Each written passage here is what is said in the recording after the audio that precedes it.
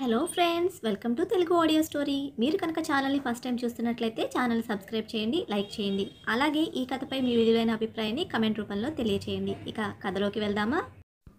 మన్నించు ప్రేమ పార్ట్ 18 చూసే ముందు పార్ట్ 17 చూడండి. లింక్ డిస్క్రిప్షన్లో ఇవ్వడం జరిగింది. వారం తర్వాత మగతగా కళ్ళు తెరిచిన నయనకు తను ఎక్కడుందో అర్థం కాక మొత్తం పరికించి చూస్తే తను హాస్పిటల్లో ఉందని ఈజీగానే అర్థమైంది. తనకి కొంచెం దూరంగా మాస్క్ పెట్టుకొని ఫైల్స్ చూస్తూ నర్స్కి ఏదో ఎక్స్ప్లెయిన్ చేస్తూ ఉన్నాడు రిషి. నయన కష్టంగా గొంతు పెగిల్చుకొని తన కళ్ళలోంచి నీళ్లు కారిపోతూ ఉంటే రిషి అన్న మాట మాట్లాడడానికి చాలా కష్టపడి రిషి అని పిలిచింది. నయన గొంతు వినపడిన రిషి తన చేతిలో ఉన్న ఫైల్స్ నర్స్కి అప్పచెప్పి వెనక్కి తిరిగి నయన దగ్గరకు వచ్చి తన కళ్ళు తుడిచి లేపి కూర్చోపెట్టాడు. నయన ఏడుస్తూనే రిషి వైపు చూసి, నిజంగా నేను చేయలేదు బావా, నవ్వి లెటర్ ఇచ్చింది. అది ఎవ్వరూ నమ్మట్లేదు. ఆ లెటర్ ఏమైపోయిందో నాకు తెలియడం లేదు అంటూ ఉంటే రిషి మాట్లాడకుండా నయనను చెక్ చేసి ఈవినింగ్కి డిశ్చార్జ్ చేస్తాను, రెడీగా ఉండు. ఇప్పుడు నార్మల్గానే ఉందా నీ హెల్త్? లోపలేం ప్రాబ్లం లేదు కదా అని అడిగాడు. నయన ఏమీ లేదు అని చుట్టూ వెతుకుతూ ఉంటే ఏంటి వెతుకుతున్నావు అని అడిగాడు. నయన బిక్క మొహం వేసుకొని మమ్మీ డాడీ ఏరి అని ఏడుపు గొంతుతో అడగగానే రిషికి కళ్ళలోంచి నీళ్లు జల రాలిపోయాయి. వస్తారులే, పడుకో అని ఆ కన్నీళ్లను నయనకు కనపడకుండా తుడుచుకొని వెంటనే వెళ్ళి బాలాజీకి కాల్ చేశాడు. సాయంత్రం బాలాజీ రిషి ఇద్దరు నయనను డిశ్చార్జ్ చేయించుకొని కారులో నేరుగా ఇంటికి బయలుదేరారు. ఆ రూట్ ఎటో అర్థమైన నయన, మావయ్య ఎటెక్కడికి? నేను మా ఇంటికి వెళ్ళిపోతాను అని అంది. దానికి బాలాజీ, ఇది కూడా నీ ఇల్లే కదమ్మా, ఇప్పుడు ఇదే నీ ఇల్లు అని అన్నాడు. ఇది మా ఇల్లు కాదు, మీ ఇల్లు. మా ఇల్లు వేరే. మా అమ్మ నాన్న అక్కడే ఉంటారు. మా అమ్మ నాన్నని చూడాలనిపిస్తోంది. నాకు ఇలా ఉందని తెలిసినా అమ్మ నాన్న రాకుండా ఉన్నారు. ఎందుకు ఇక నన్ను వద్దనుకుంటున్నారా? వదిలేశారా? నన్ను మా అమ్మ నాన్న దగ్గరికి తీసుకువెళ్ళండి మావయ్య అని ఏడుస్తూ బాలాజీ గారి భుజం మీద పడుకుంటే రిషి తన బాధను చూస్తూ లోపలే కుమిలిపోతూ ఉంటే బాలాజీ గారి బాధ వర్ణించలేనిదిగా ఉంది. ఆయన నయనకు ఎలాగోలా నచ్చచెప్పి తనను సముదాయించి ఇంట్లోకి తీసుకువస్తున్న బాలాజీని ధరణి ఆగండి అంటూ ఆపి, ఆ దరిద్రాన్ని ఇంటికి ఎందుకు తీసుకొచ్చారు? అది పుట్టగానే దాని తోడబుట్టిన దాన్ని చంపింది. ఇప్పుడు ఎవ్వరికి మనశ్శాంతి లేకుండా చేసింది. ఆఖరికి నా అన్న వదినని అని ఏం చెప్పలేక మెట్ల మీద కూలబడి ఏడుస్తూ ఉంటే అప్పటిదాకా మామూలుగా ఉన్న నయన ధరణి అన్న వదిన అనగానే ఏమైందో అన్న కంగారుతో అయోమయంగా ధరణి వైపు చూస్తూ ఉంటే ఆ మాట చెప్తే నయనకు ఏమవుతుందో అని భయపడిన వేద్ మా అని కంగారుగా పిలిచాడు. ధరణి తన నోరు జారాను అన్న విషయం అర్థం చేసుకొని ఆ విషయాన్ని ఆపేసి, అది నా కళ్ళ ముందుండడానికి వీల్లేదు. దాన్ని ఇంటి కోడలుగా నేను ఎప్పటికీ యాక్సెప్ట్ చేయను. ఇంకొక క్షణం అది నా కళ్ళ ముందు ఉందంటే చంపేస్తాను అని అరిచింది. ఆ మాటకి రిషి బాధగా ధరణి వైపు చూస్తూ ఉంటే బాలాజీ, సరే నయన ఈ ఇంటి కోడలుగా కాదు, నా మేన కోడలిగా ఇక్కడే ఉంటుంది. ఈ ఇంటి కోడలుగా వద్దు అనే హక్కు ఉందేమో కానీ మేన కోడలుగా వస్తే ఆపే హక్కు నీకు నాకు ఎవ్వరికీ లేదు. కాబట్టి ఇక నుంచి నా మేనకోడలు అనే హక్కుతోనే నయన ఈ ఇంట్లోనే ఉంటుంది. దీనికి మీరెవ్వరైనా అభ్యంతర పెడితే తనతో పాటు నేను కూడా బయటకు వెళ్ళిపోతాను అని గట్టిగా చెప్పడంతో ఎవ్వరూ ఏం మాట్లాడలేదు. ధరణి మాత్రం, సరే మీ మేనకోడలు మీ దగ్గరే ఉంటుంది, కానీ ఎక్కడ పడితే అక్కడ ఇంట్లో తిరగడానికి వీల్లేదు. దాని గదిలోనే అది ఉండాలి. స్వతంత్రంగా ఎక్కడ పడితే అక్కడికి వెళ్ళడానికి, ఏది పడితే అది చేయడానికి వీల్లేదు. ఈ ఇంట్లో ఉంటూ ఉద్యోగాలని రోడ్డు పట్టుకొని తిరగడానికి వీల్లేదు. ఉన్నామా, తిన్నామా, పడుకున్నామా, ఎక్కడుందో కూడా మూడో కంటికి తెలియకూడదు. అలా అయితే ఇక్కడ ఉండాలి, లేదంటే ఈ క్షణమే దాన్ని మెడ పట్టుకొని బయటకు గెంటేస్తాను అని అనడంతో బాలాజీ ఇంకేం మాట్లాడలేక పదమ్మ లోపలికి అంటూ ఉంటే నైనా, మావయ్య ఇదంతా నేను ఎందుకు పడాలి? నాకేం అవసరం? నన్ను మా ఇంటికి పంపించి నేను అమ్మ నాన్న దగ్గరికి వెళ్ళిపోతాను. అక్కడ మాకు ఉన్న దాంట్లో మేము చాలా సంతోషంగా ఉంటాము అంటూ ఉంటే ధరణి, అవునా, సంతోషంగా ఉంటారా? ఇప్పుడు ఇంటికి వెళ్ళు, వాళ్ళ పరువు తీసామని చెప్పి నేను గుమ్మంలో కూడా రానివ్వరు. నువ్వు మాకొద్దు అని వదిలేసుకుని వెళ్ళారే, నువ్వు వెళ్తే చచ్చిపోవడానికి కూడా వెనకాడరు. నువ్వు వెళ్ళి వాళ్ళ ప్రాణం తీస్తావో, ఇక్కడే ఉండి వాళ్ళ ప్రాణమైనా నిలబెడతావో ఇక నీ ఇష్టం అని అక్కడి నుండి వెళ్ళిపోయింది ధరణి. నయన ఆ రోజు నుంచి వాళ్ళ మాటకు కట్టుబడి అలాగే వేద్కి సంబంధం లేకుండా సపరేట్ గదిలోనే వాళ్ళందరూ తిని వెళ్ళిపోయాక తింటూనే ఈ 3 సంవత్సరాలుగా బ్రతికింది. నయనకు అదంతా కళ్ళ ముందు తిరిగేసరికి తన కన్నీళ్లు చెంపలు దాటిపోతూ ఉంటే, ఎప్పటి నుంచి అరుస్తున్నాడో వేద్, పార్టీకి బయలుదేరదామని చెప్పానా, ఫోన్ పట్టుకొని ఏం ఆలోచిస్తున్నావే అని అరుపు వినపడగానే ఆ ఫోన్ రిసీవర్ అక్కడే పడేసి పరిగెత్తుకుంటూ ఫ్రెష్ అవ్వడానికి వెళ్ళింది. ఇప్పుడు జరిగింది చెప్పింది మొత్తం నయన వర్షన్లో మాత్రమే మనకు రివీల్ అయింది. ఇక తర్వాత నవ్య వర్షన్ కూడా రివీల్ అవుతుంది. దానికి కొంచెం టైం పడుతుంది. ఈలోపు ప్రజెంట్ని కూడా ఎంజాయ్ చేయండి. ధరణి పదే పదే నయనని అసహించుకోవడంతో కోపం వచ్చిన రిషి వాళ్ళమ్మతో, అది వదిన కొనుక్కు తెచ్చుకున్నది కాదమ్మా, పుట్టుకతో వచ్చింది. ఇంక నువ్వు మారవు, వాడు మారడు. ఒక పని చేస్తావా, వాళ్ళిద్దరికీ డివోర్స్ ఇప్పించు. ఎందుకంటే వదిన ఇక్కడికన్నా విడిపోయి దూరంగా ఉంటేనే సంతోషంగా ఉంటుందేమో అని నా నమ్మకం అని చెప్పి అక్కడి నుండి వెళ్ళిపోయాడు. అతను చెప్పిందేమో కానీ ధరణి మనసులో డివోర్స్ అనే పదం నాటుకుపోయింది. వేద్ని శర్వ పార్టీకి రమ్మనడంతో వేద్ నయన ఫోన్కి ఈవినింగ్ పార్టీకి వెళ్ళాలి, నేను వచ్చేసరికి రెడీ అయ్యిండు అని చెప్పి మెసేజ్ చేశాడు. అది చూసిన నయన ఫ్రెష్ అవుదామని అనుకునేలోపు రూమ్లో తన ఫోన్ ఆగకుండా రింగ్ అవుతూ ఉంది. అది అన్నోన్ నెంబర్ కావడంతో ఎవరు అంటూ సందేహంగా లిఫ్ట్ చేసిన అభికి అటు పక్క నుంచి తన బెస్ట్ ఫ్రెండ్ అభినవ్య, నైనా ఎలా ఉన్నావు అని అడిగింది. 3 సంవత్సరాల క్రితం తనని అగాధంలో నెట్టేసి వెళ్ళిపోయిన తన స్నేహితురాలు గొంతు వినపడడంతో అభి చేతిలో ఫోన్ జారిపోయింది. అటు పక్క నుంచి అభినవ్య, ఏ నైనా మాట్లాడవేంటి, మాట్లాడు, నేను నిన్ను చాలా మిస్ అవుతున్నాను. ఆ రోజు నేను చేసిన మిస్టేక్ ఈ రోజు తెలుసుకున్నాను. ఈవినింగ్ శర్వ వాళ్ళ ఇంటికి పార్టీకి వస్తున్నావా, నేను అక్కడికి వస్తున్నాను అని చెప్పుకుంటూ పోతూ ఉంటే ఆ క్షణం తన గతమంతా కళ్ళ ముందు మెదిలింది. అలా ఉలుకు పలుకు లేకుండా బొమ్మలా బిగుసుకుపోయిన తను ఇంటికి వచ్చిన హాల్లో నుంచి అరిచిన అరుపుకి తేరుకొని ఫ్రెష్ అవ్వడానికి వాష్రూమ్లోకి పరిగెత్తింది. హాల్లో టయర్డ్గా కూర్చున్న వేద్ని చూసిన ధరణి అతని పక్కకు వెళ్ళి కూర్చొని అతనికి వాటర్ బాటిల్ ఇచ్చి, ఏ కన్నా హెవీ స్కెడ్యూలా అని అడిగింది. వేద్ ధరణి భుజం మీద తలవాల్చి కళ్ళు మూసుకొని హామా అని అన్నాడు. ధరణి సోఫాలో నుండి ఒక ఎన్వలప్ కవర్ తీసి వేద్ చేతిలో పెట్టి, దీని మీద నీ సైన్ కావాలి అని అడిగింది. ఆ ఎన్వలప్ ఓపెన్ చేసి చూసి షాక్ అయిపోయాడు వేద్. ఎందుకంటే అందులో తనకి నయనకి డివోర్స్ నోటీస్ తెప్పించి ఉంచింది. వేద్ అది చూసి, అమ్మా ఏంటిది అని అడగడంతో ధరణి, మీ ఇద్దరికి డివోర్స్ అవ్వాలి అనుకుంటున్నాను. ఆ తర్వాత నీ మనసుకు నచ్చిన అమ్మాయిని పెళ్లి చేసుకొని హ్యాపీగా ఉండు అని అంటే వేద్ అసహనంగా, మా పెళ్ళంటే బొమ్మలాట, ఇంకా మనసుకు నచ్చిన అమ్మాయి అని విరక్తిగా నవ్వాడు. ధరణి, ఏ అంత మాట అన్నావు? ఇక నీ మనసుకు నచ్చిన అమ్మాయి దొరకదనుకుంటున్నావా? ఖచ్చితంగా దొరుకుతుంది. నువ్వు ఇప్పటి వరకు పెళ్ళైపోయింది అన్న ధ్యాసలో ఉన్నావు కాబట్టి నీకు ఇలాంటి ఆలోచన రాలేదు. కానీ నా కొడుకుని ఇలా మూడులా ఉంటే నేను చూడలేకపోతున్నానురా. కాబట్టి దీనికి డైవర్స్ ఇచ్చి హ్యాపీగా పెళ్లి చేసుకోకన్నా అని అంది. వేద నోటీసులు చూస్తూ, మరి నయన పరిస్థితి అని అడగలేక అడిగాడు. ఆ మాటకి ధరణి, అది ఈ ఇంటి కోడలు కాకముందే నా మేనకోడలు. దాన్ని ప్రేమించి కళ్ళల్లో పెట్టుకొని చూసుకునే వ్యక్తి ఎక్కడో చోట ఉండే ఉంటాడు.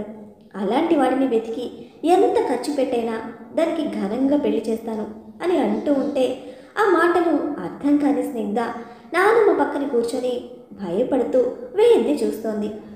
వేద్ చూపు స్నిగ్ధ మీద నిలిచిపోయేసరికి వేద్ చూపు పెట్టుందో గమనించిన ధరణి, స్నిగ్ధ నీకు ఇష్టం లేకపోతే నీ దగ్గర వద్దులే, కానీ ఈ ఇంటి వారసురాలు నా మనవరాలు నా దగ్గర పెరుగుతుంది. ఇక నువ్వు కూడా ఒకసారి ఆలోచించి సంతకం పెడితే నయన కూడా వెంటనే పెట్టేస్తుంది అని అంది. ఆ మాటకి వేద్ వెంటనే పెట్టేస్తుందా అని ఒక రకంగా అడిగాడు. ఆ ఫీలింగ్ ఎందుకో అతనికి అర్థం కాలేదు. ఆ మాట తను సహించలేకపోతున్నాడు. అప్పుడే ఫ్రెష్ అయ్యి తన రూమ్ నుండి స్నిగ్ధ కోసం మెట్ల మీద నుండి దిగి వస్తూ ఉంది నయన. లైట్ ప్యారెట్ గ్రీన్ కలర్ శారీకి పింక్ కలర్ బోర్డర్తో సింపుల్గా చాలా ఎలిగెంట్గా ఉంది. తనని అలా చూసిన వేద్ కళ్ళు తిప్పుకోలేకపోయాడు. అప్పటి వరకు వేద్ని చూసి భయపడుతున్న స్నిగ్ధ అక్కడ నయనను చూడగానే కూర్చున్న దగ్గర నుండి కేరింతలు కొడుతూ ఎగురుతోంది. అప్పటి వరకు స్నిగ్ధ ఏడుస్తుందేమోనని భయంతో చకచకా వస్తున్న నయన హాల్లో ఉన్న వీళ్ళిద్దరినీ చూసి నడకల వేగం తగ్గించి భయంగా తలదించేసి వాళ్ళ వైపు కూడా చూడకుండా స్నిగ్ధ దగ్గరికి వచ్చి పాపని తీసుకెళ్ళొచ్చా అని తలదించుకొని అడిగింది. ధరణి అని ఒక మాట అనడమే వెంటనే స్నిగ్ధను తీసుకొని పైకి వెళ్తూ ఉంటే ధరణి నయనతో ఎక్కడికి రెడీ అయ్యావు అని అడిగింది. అది ఆయన పార్టీకి రమ్మన్నారు అని అనడంతో ధరణి వేద్ వైపు చూస్తే ఫ్యామిలీ పార్టీమా అని అన్నాడు. ధరణి మీ ఇద్దరు వెళ్ళండి, స్నిగ్ధ నాతో ఉంటుంది. లేట్ నైట్ పార్టీస్కి తను బయటకు వద్దు, అయినా నాకు కూడా అలవాటు అవ్వాలి కదా అని అంది.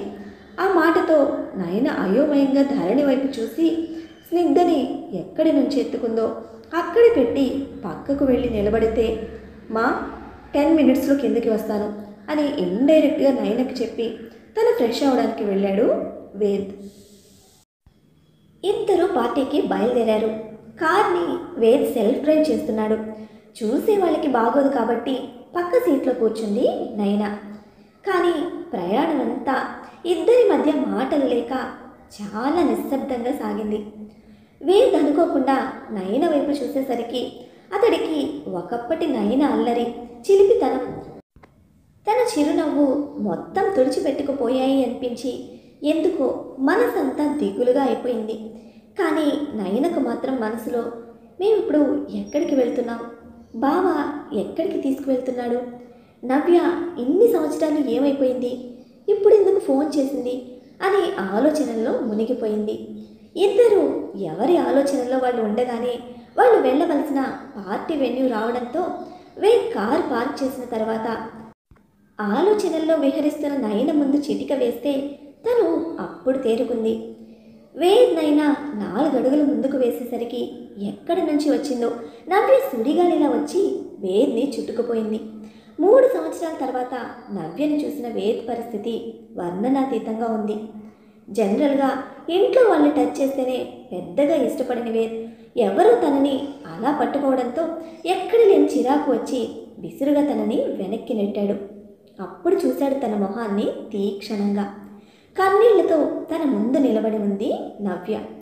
3 సంవత్సరాల తర్వాత నవ్యను చూసిన వేద్ తను నవ్యని పోల్చుకోవడానికి 2 నిమిషాల సమయం పట్టింది. అప్పటికి ఇప్పటికీ నవ్య చాలా తగ్గిపోయింది. ఎప్పటి నుంచి ఏడుస్తుందో, ముఖమంతా ఉబ్బి కళ్ళు వాచి ఉన్నాయి. తనను అలా చూసి కష్టంగా తన గొంతులో నుంచి ఒక్కో పదం పలుకుతూ నవ్య అని అన్నాడు.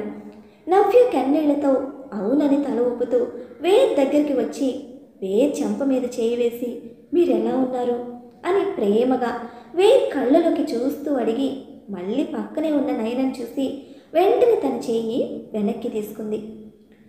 నవ్య వెనకే వీళ్ళని రిసీవ్ చేసుకోవడానికి వచ్చిన శర్వ నయనను చూసి అలాగే నిలబడిపోయాడు. అసలు జరిగిన విషయం ఏంటో నవ్య ద్వారా తెలుసుకున్న శర్వకి నయనని అతను ఎంత అపార్థం చేసుకున్నాడో, ఇన్నాళ్ళు నయన ఎలాంటి సిచ్యువేషన్ ఫేస్ చేసిందో అని అర్థం కావడంతో ఆ క్షణం అతనికి నయన కడిగిన ముత్యంలాగానే కనిపించింది. అన్ని సంవత్సరాలు తన దగ్గర నుండి చూసి ప్రాణంగా ప్రేమించిన అతను కూడా ఆమెను తప్పుగా అర్థం చేసుకున్నందుకు చాలా బాధపడుతూ నయనని అపురూపంగా చూస్తూ నిలబడిపోయాడు శర్వ. వేద్ నుంచి దూరం జరిగిన నవ్య నయన వైపు చూస్తూ గిల్టీగా తలదించుకొని తన దగ్గరకు వెళ్ళి నయనని గట్టిగా హత్తుకుంది. నయన ఎటువంటి రియాక్షన్ లేకుండా అలాగే స్టేబుల్గా నిలబడిపోతే నవ్య ఏడుస్తూ నన్ను క్షమించవే, నన్ను క్షమించు, నీ గురించి తెలిసి కూడా ఒక్క నిమిషం కూడా ఆలోచించకుండా మన నలుగురి జీవితాన్ని అగాధంలో నెట్టాను. ఆ రోజు ఒక్క నిమిషం నేను ఆలోచించి ఉంటే ఈ రోజు పరిస్థితి ఇలా ఉండేది కాదు అని నయన చేతులను తన చేతుల్లోకి తీసుకొని తన చెంపలు వాయించుకుంటుంది నవ్య. వీళ్ళిద్దరిని చూస్తున్న వేద్ చూపు వీరికి కొంచెం దూరంగా నిలబడి నయనని ఆరాధనగా చూస్తూ ఉన్న శర్వ మీద పడింది. అతని కళ్ళలో నయన మీద ఆరాధన చూసి అతని మనస్సులో ఫీలింగ్స్ అర్థం చేసుకున్న వేద్ ఫీలింగ్లెస్గా చూసి తన చూపు తిప్పుకున్నాడు. అక్కడికి వచ్చిన శర్వ నవ్యని కన్సోల్ చేసి వేద్ వైపు చూస్తూ ప్లీజ్ కమ్ అని లోపలికి పిలిచాడు. వేద్ నవ్య వైపు తిరిగి నువ్వు ఇన్నాళ్ళు ఏమైపోయావు, నువ్వేంటి ఇక్కడ అని అడిగాడు. శర్వ వేద్ వైపు చూస్తూ she is my friend come junior boss, నేనే ఇన్వైట్ చేశాను, లోపలికి పదండి అని లోపలికి తీసుకువెళ్ళాడు. అప్పటికే కన్ఫ్యూజన్లో కూరుకుపోయిన వేద్ మైండ్ అంతా డమ్ అయిపోతే ఎలా జరిగేది అలా జరుగుతుంది, దాన్ని ఎవ్వరూ ఏం మార్చలేమని నయన ఇంట్లో ఉన్న స్నిగ్ధ గురించి ఆలోచిస్తూ ఉండిపోయింది. తను ఎంత వద్దనుకున్నా నవ్య తనని ఈ నరకం లాంటి జీవితంలో నెట్టేసి వెళ్ళిపోవడం గుర్తు వస్తేనే నవ్య ముఖం కూడా చూడాలనిపించడం లేదు నయనకు. వీళ్ళ కోసం వెయిట్ చేస్తున్న శర్వ వీళ్ళు రాగానే కేక్ కట్ చేయడంతో అందరూ హ్యాపీ బర్త్డే అని విష్ చేశారు. కరెక్ట్గా అదే టైంకి పవర్ పోవడంతో శర్వ చేతిలో ఉన్న కేక్ పీస్ నయన నోటికి తగిలింది. విషయం అర్థమైంది. నయన వెంటనే పక్కకు జరిగిపోవడం, పవర్ రావడం ఒకేసారి జరిగాయి. వెంటనే నయన తన చీర కొంగుతో కేక్ తుడుచుకున్నా అది తన లిప్స్ పక్కన అంటుకొని వేద్ చూపు దాటిపోలేదు. సారీ ఫర్ ఇంటరప్షన్ అని చిరునవ్వుతో చెప్పి పార్టీని కంటిన్యూ చేశాడు. వేద్ నయనని అబ్జర్వ్ చేస్తూ ఉంటే నయన మాత్రం ఈ ప్రపంచంతో సంబంధం లేకుండా ఏదో ఆలోచనలో మునిగిపోయి అందరికీ దూరంగా పూల్ సైడ్కి వెళ్ళి నిలబడింది. నయన వేద్కి దూరంగా ఉండడం చూసిన నవ్య వేద్ దగ్గరికి వచ్చి తన చేతిని పట్టుకోగానే వేద్ ఆ చేతిని విసురుగా నెట్టేసి సీరియస్గా నవ్య వైపు చూస్తే నవ్య కళ్ళతో వేద్ వైపు చూసింది.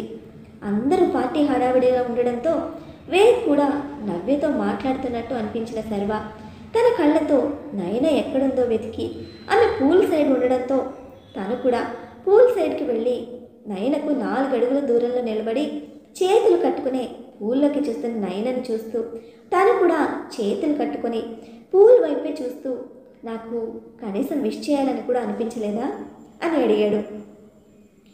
నయన తన మదిలో మెదులుతున్న ప్రశ్నలకు జవాబుల కోసం అడగాలని ఉన్నా అందరి దృష్టిలో మోసగెత్తుగా నిలిచిన తను నోరు తెరిచి ఏమీ అడగలేక తల వంచుకొని హ్యాపీ బర్త్డే అని అక్కడ నుండి వెనక్కి తిరుగుతూ ఉంటే శర్వ ఒక్క ఉదురున తన చేయి పట్టుకొని ఆపాడు.